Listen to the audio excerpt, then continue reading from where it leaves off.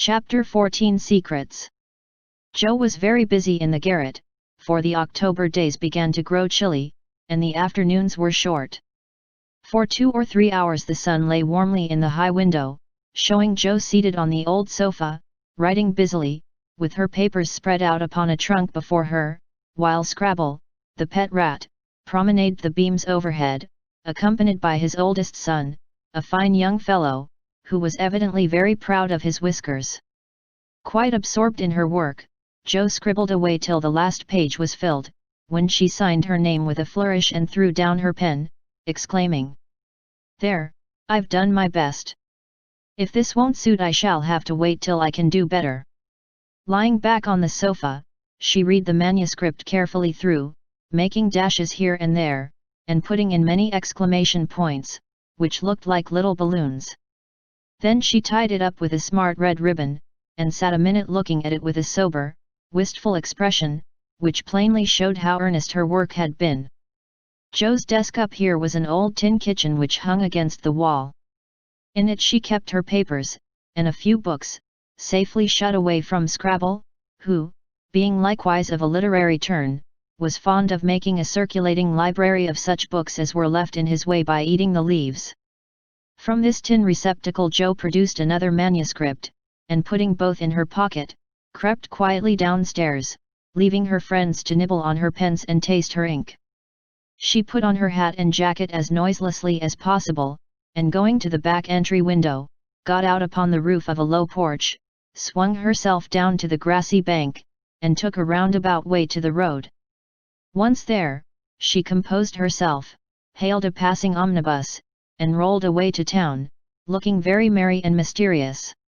If anyone had been watching her, he would have thought her movements decidedly peculiar, for on alighting, she went off at a great pace till she reached a certain number in a certain busy street. Having found the place with some difficulty, she went into the doorway, looked up the dirty stairs, and after standing stock still a minute, suddenly dived into the street and walked away as rapidly as she came.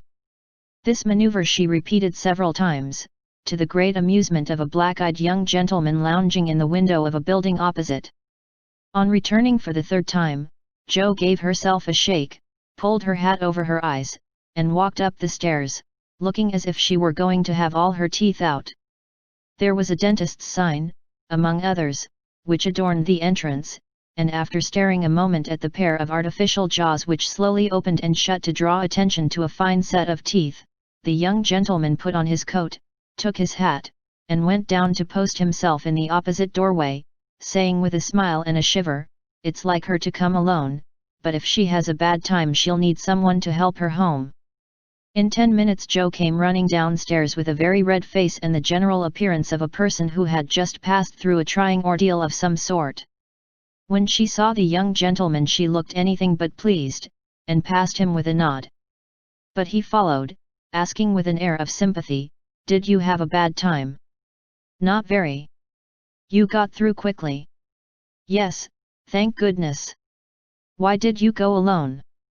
"Didn't want anyone to know." "You're the oddest fellow I ever saw. How many did you have out?" Joe looked at her friend as if she did not understand him, then began to laugh as if mightily amused at something. "There are 2 which I want to have come out, but I must wait a week." "What are you laughing at?" "You are up to some mischief, Joe," said Laurie, looking mystified. "So are you."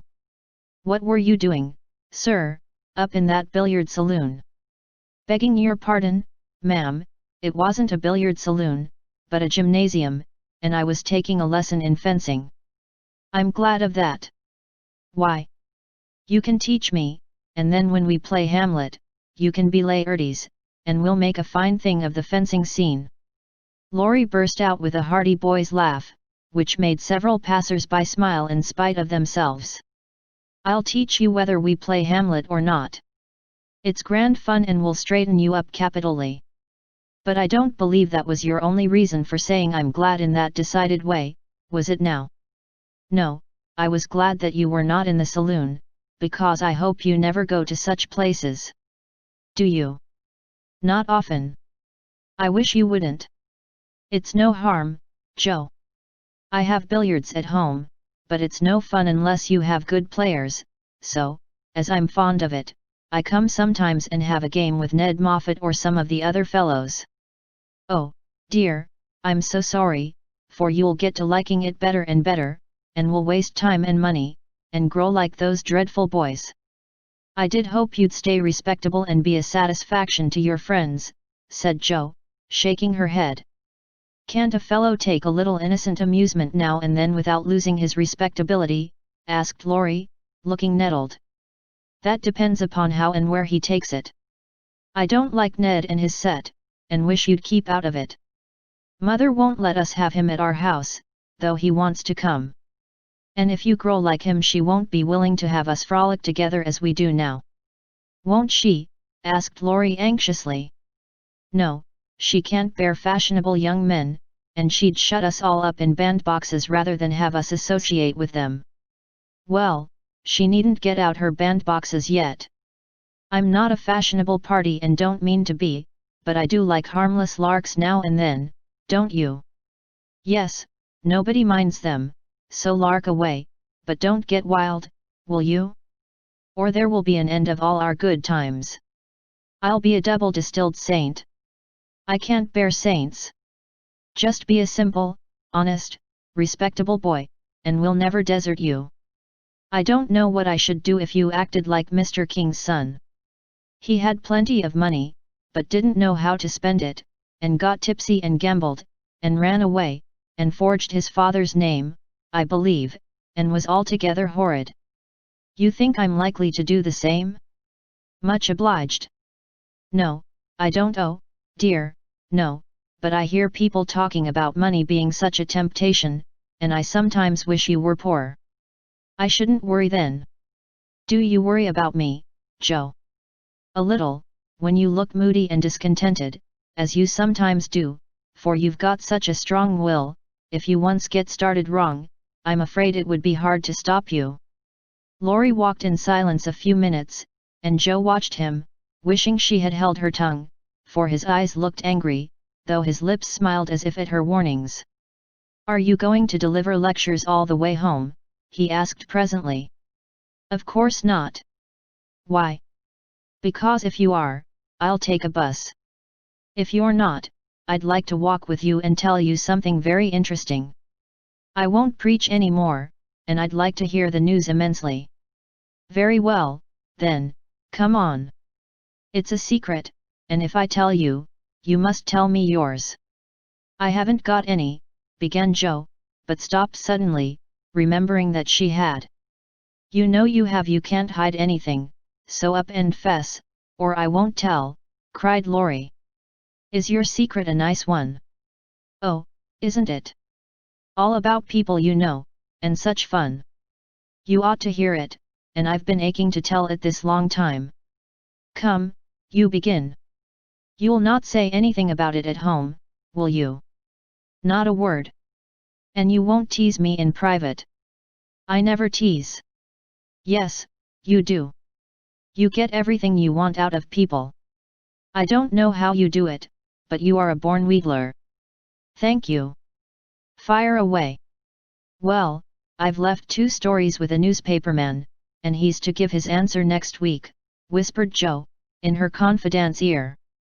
Hurrah for Miss March, the celebrated American authoress, cried Laurie, throwing up his hat and catching it again, to the great delight of 2 ducks, 4 cats, 5 hens, and half a dozen Irish children, for they were out of the city now. Hush! It won't come to anything, I dare say, but I couldn't rest till I had tried, and I said nothing about it because I didn't want anyone else to be disappointed. It won't fail. Why, Jo, your stories are works of Shakespeare compared to half the rubbish that is published every day. Won't it be fun to see them in print, and shan't we feel proud of our authoress? Jo's eyes sparkled, for it is always pleasant to be believed in, and a friend's praise is always sweeter than a dozen newspaper puffs. Where's your secret? Play fair, Teddy, or I'll never believe you again, she said, trying to extinguish the brilliant hopes that blazed up at a word of encouragement. I may get into a scrape for telling, but I didn't promise not to, so I will, for I never feel easy in my mind till I've told you any plummy bit of news I get. I know where Meg's glove is. Is that all?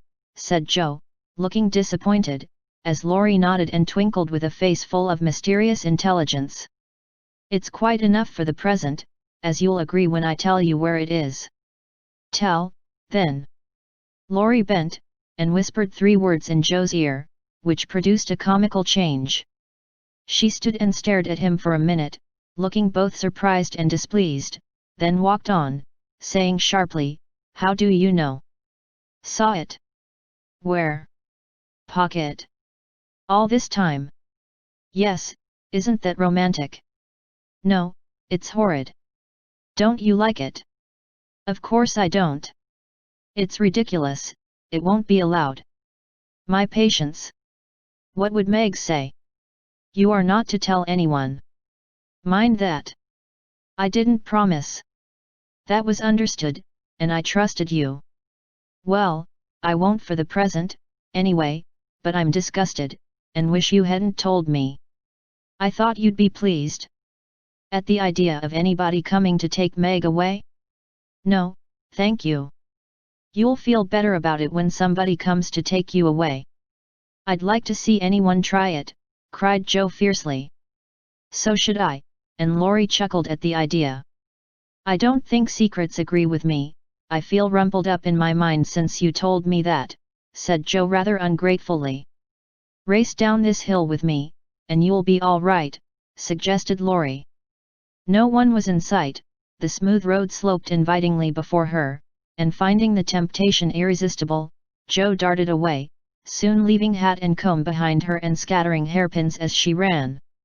Laurie reached the goal first and was quite satisfied with the success of his treatment, for his Atlanta came panting up with flying hair, bright eyes, ruddy cheeks, and no signs of dissatisfaction in her face. "I wish I was a horse, then I could run for miles in this splendid air, and not lose my breath. It was capital, but see what a guy it's made me. Go, pick up my things, like a cherub, as you are," said Joe, dropping down under a maple tree, which was carpeting the bank with crimson leaves. Laurie leisurely departed to recover the lost property, and Joe bundled up her braids, hoping no one would pass by till she was tidy again. But someone did pass, and who should it be but Meg, looking particularly ladylike in her state and festival suit, for she had been making calls. "What in the world are you doing here?" she asked, regarding her disheveled sister with well-bred surprise. "Getting leaves," meekly answered Joe, sorting the rosy handful she had just swept up. "And hairpins," added Laurie, throwing half a dozen into Joe's lap.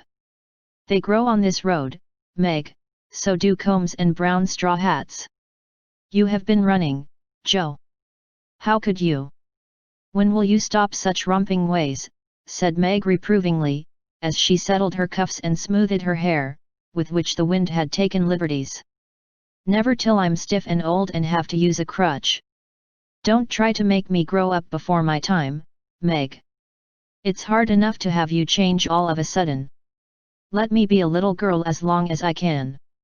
As she spoke, Joe bent over the leaves to hide the trembling of her lips, for lately she had felt that Margaret was fast getting to be a woman, and Laurie's secret made her dread the separation which must surely come sometime and now seemed very near.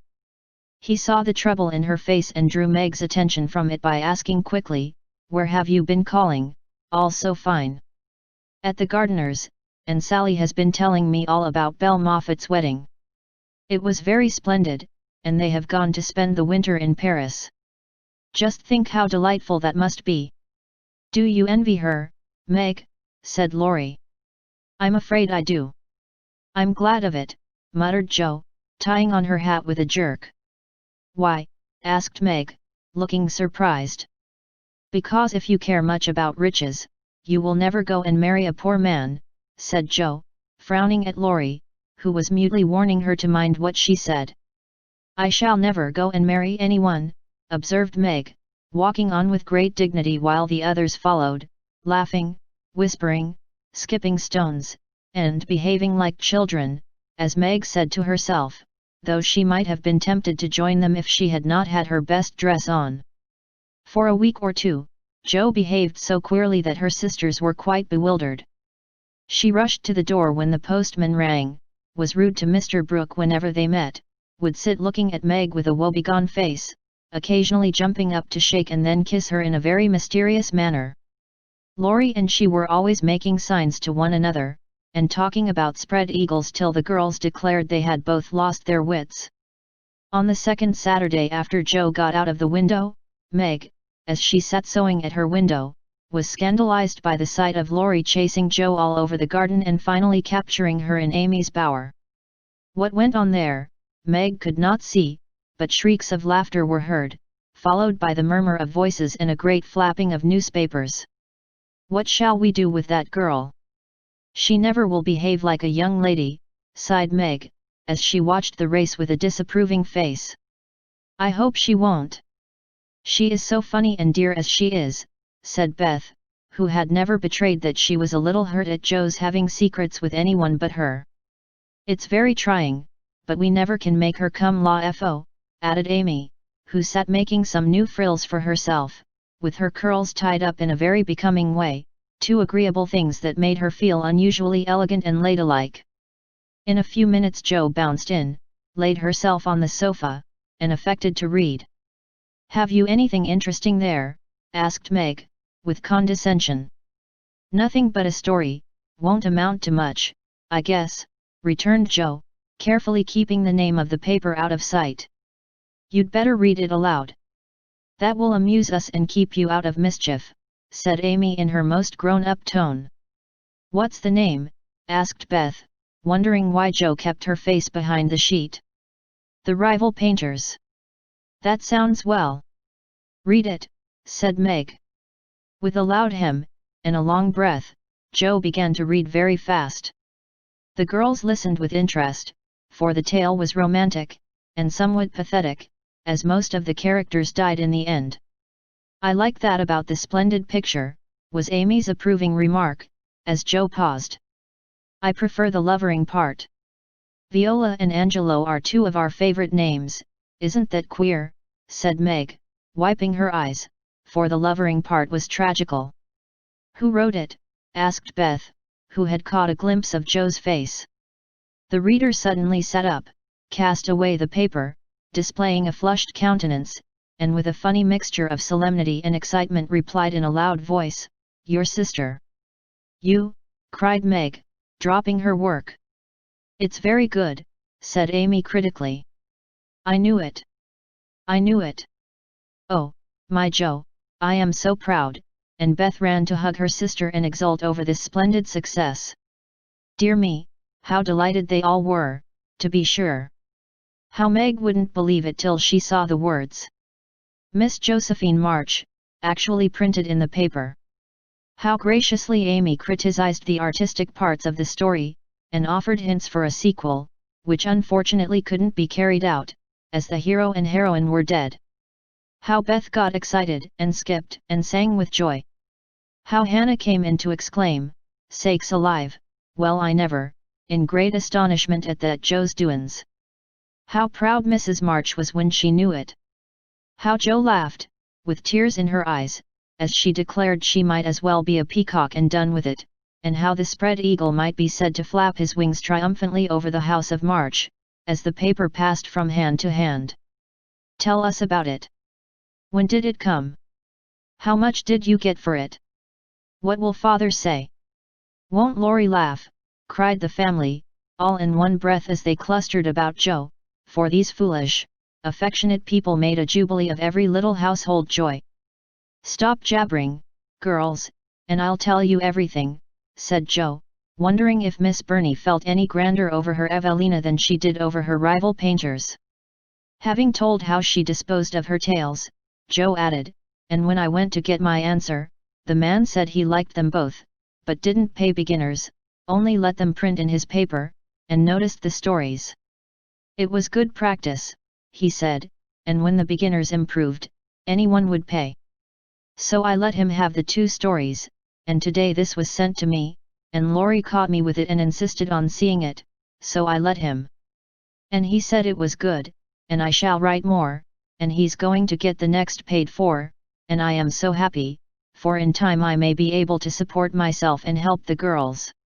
Joe's breath gave out here, and wrapping her head in the paper, she bedewed her little story with a few natural tears, for to be independent and earn the praise of those she loved were the dearest wishes of her heart, and this seemed to be the first step toward that happy end.